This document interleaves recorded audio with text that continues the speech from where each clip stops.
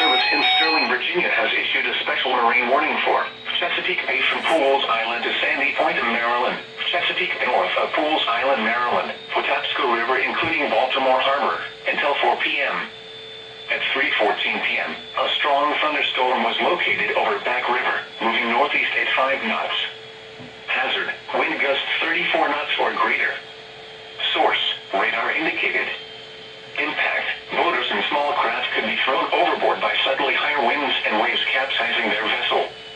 Locations impacted include Hart Miller Island, Pools Island, North Point State Park, and Gunpowder River.